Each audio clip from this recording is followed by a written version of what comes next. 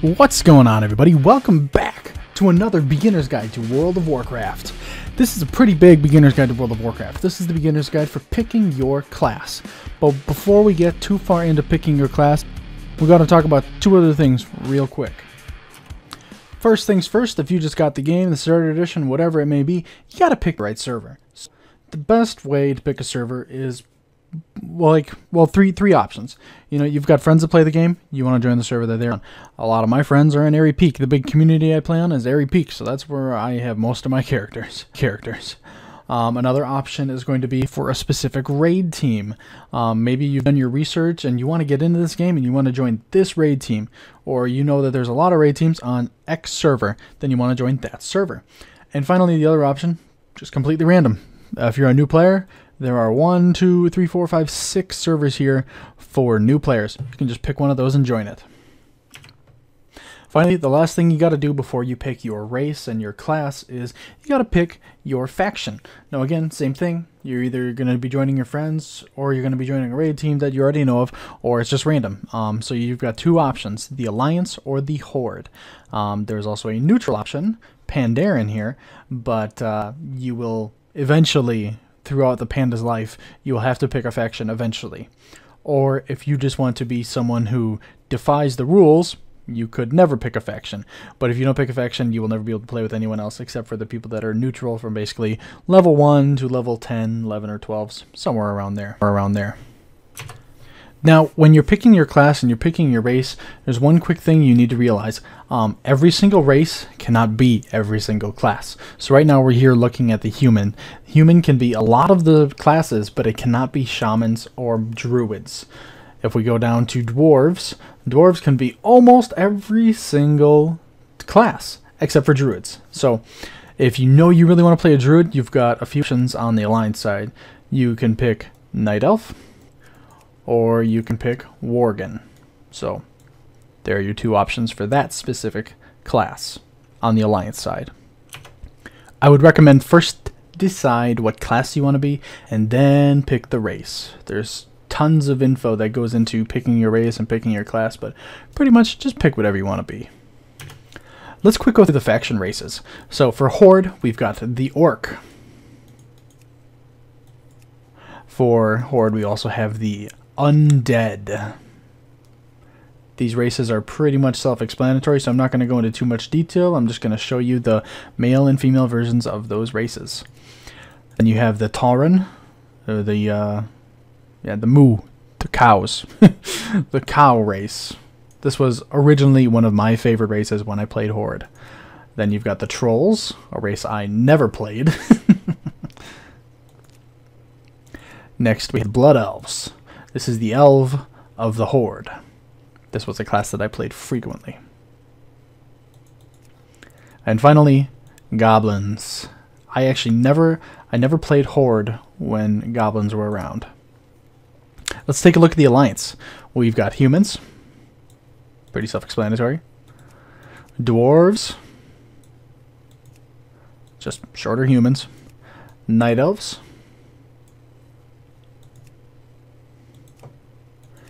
Gnomes.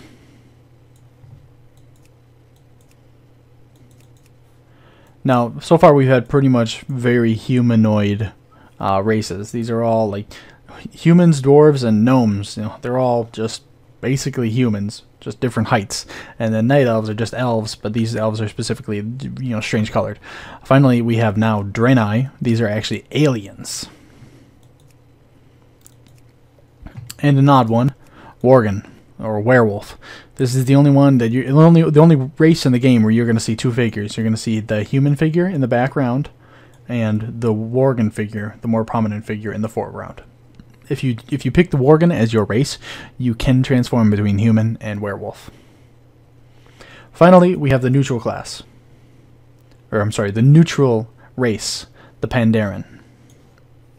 This is the newest race added to the game in Mists of Pandaria.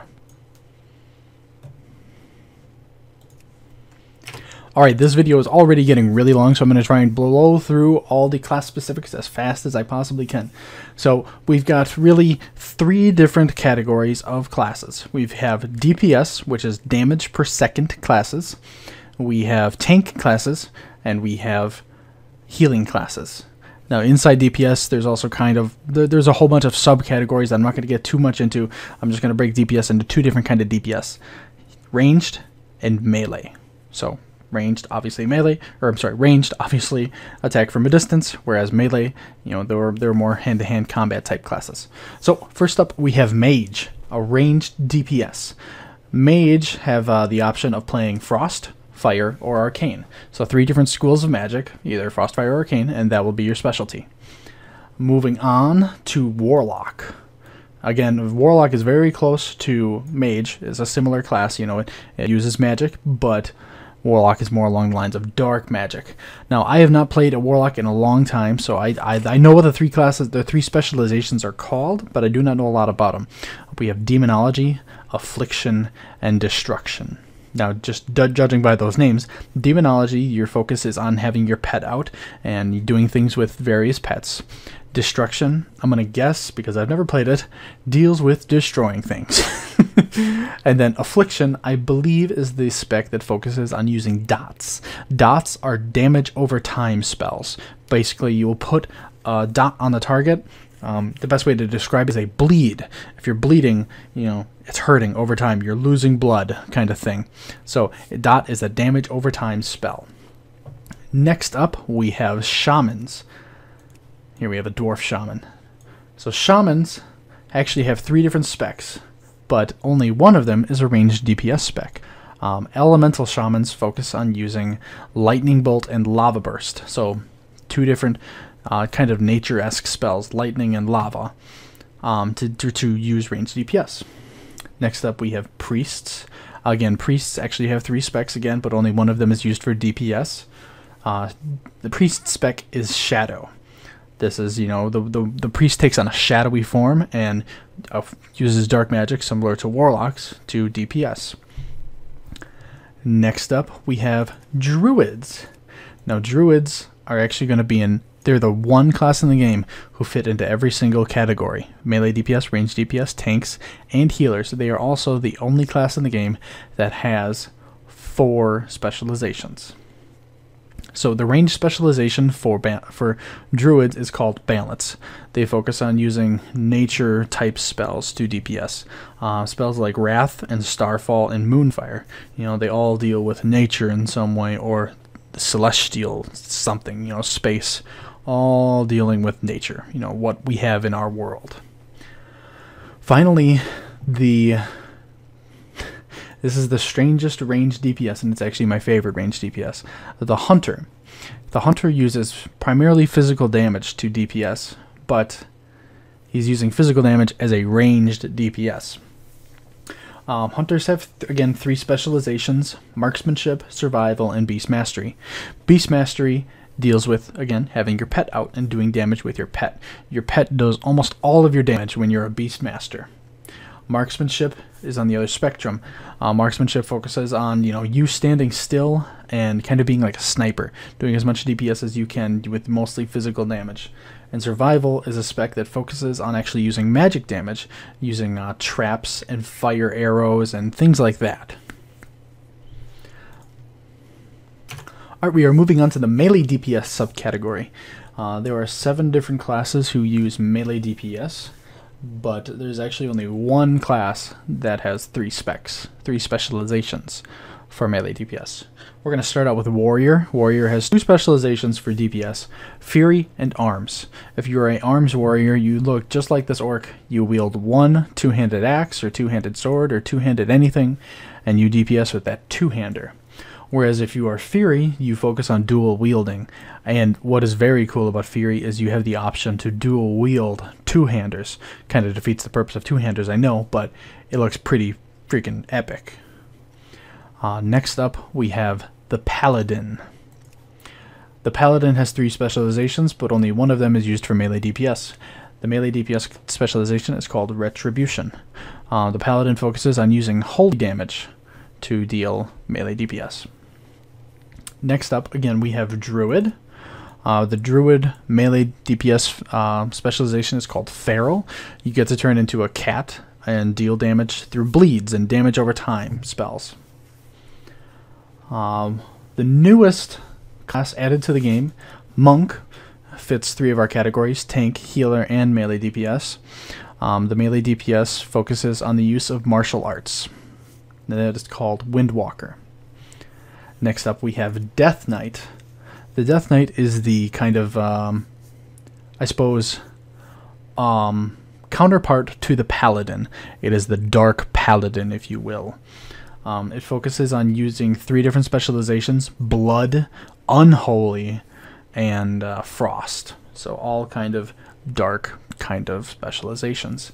The 2 DPS specializations for Death Knight are called Unholy and Frost. Unholy focuses on using a pet to help DPS, and Frost focuses on using kind of like AoE, and also has the option of dual wielding with Frost. Back to Shaman again. Shaman is a class that has 3 specializations, which is really cool. The melee specialization is called Enhancement. This is one of the few classes, actually might be the only class in the game, who can deal ranged DPS and melee DPS. I had to stop and think about it. I couldn't just keep talking and think about it, but Shamans and Druids are the only 2 classes in the game that have the option of dealing ranged and melee DPS. So again, this is called Enhancement, and it focuses on dual wielding and using the powers of nature to deal damage. Finally, we have our 3 specialization melee class, and that is called Rogue. Rogue focuses on dual wielding weapons, either 2 daggers, 2 maces, or 2 swords. The 3 specializations are called Subtlety, Combat, and Assassination. Next, we are going to cover the healer role, the healer type classes. There are 5 different classes for healing, but 6 different specializations. So one of our healing classes actually has 2 different specializations, both to focus on healing. The first healer we're going to look at is the Paladin. The Paladin uses holy energy to heal targets. Pretty simple. This healer is specifically good at being a tank healer, not so much a group healer kind of thing. Next healer we're going to take a look at is Priest. Priest is the 2 different specialization healer class. So they've got 2 different specializations, both focusing on healing. One of them is called Holy, and the other is called Discipline. The Holy specialization focuses on being a group healer for the most part, but also has the option to be a tank healer. Whereas the Discipline specialization focuses not even on healing so much, but actually as pre-healing or bubbling the targets. They put absorption spells on the target. Discipline priests also make a very good tank healer. Moving on, we have the Monk again. The Monk, as I said before, fits 3 specializations. The healer specialization is called Mistweaver. This is one spec and class in the game that specialization at least, that I have never touched. And I know absolutely nothing about mistweaving except for the little bit I've read. It does sound like fun, it just doesn't sound like something I'd be interested in. This class is kind of a mix between a group healer and a tank healer. We're back to Shaman now to cover their last specialization. The last specialization is called Restoration. Again, they use the kind of powers of nature to heal the target. The big thing that makes Shamans good at both being a group healer and a tank healer, they have one very powerful tank heal called Earth Shield. They basically put this thing on the tanks that has 9 charges, and it's a kind of like a ball of rubble that rotates the tank and heals them every time they get hit. It's very cool. And then what makes them a good group healer is a spell that they have called Chain Heal. They cast a Chain Heal on one target, and it bounces to the next target, to the next target, and to the next target. It just keeps bouncing either up to 3 times or up to 5 times, depending on how you play your class. Our last healer is, again, Druid. Druid, again, like I said, fits all 4 different roles.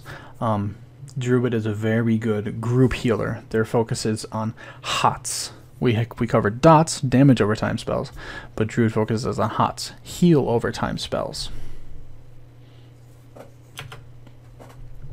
Our last class role is the Tank. This is one of my favorite class roles. In fact, this is the class role I fill the most. First off, we're going to start with Warrior. The warrior's tank class is called protection. They use a one-handed sword, one-handed sword, axe, mace, whatever have you, and a shield, and they are just the tank of tanks.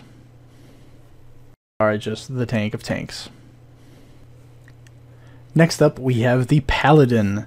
For any of you that watch my channel or just know me in general, Paladin is my main class. This is my favorite class in the game to play. The protection spec for Paladins deals very similar to the Warrior.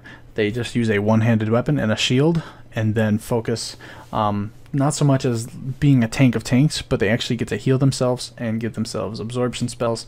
Very, very similar. They use both like healing and tank abilities. So they are a very strange tank to play, but again, my favorite by far.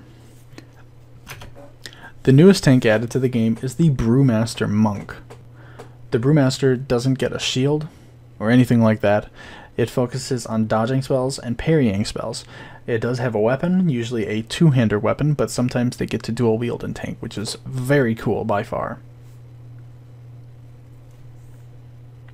Brewmasters focus on, well, using brew to deal damage and to keep themselves alive. Next up, we have the Death Knight tank. The Death Knight tank specialization is called Blood. Way back in the day when Death Knights were originally introduced, you could actually be whatever specialization you wanted and either tanked or DPS. It was very strange. It's very nice that now it's just Blood, and they kind of merged all three specializations together to make it a very good tank class.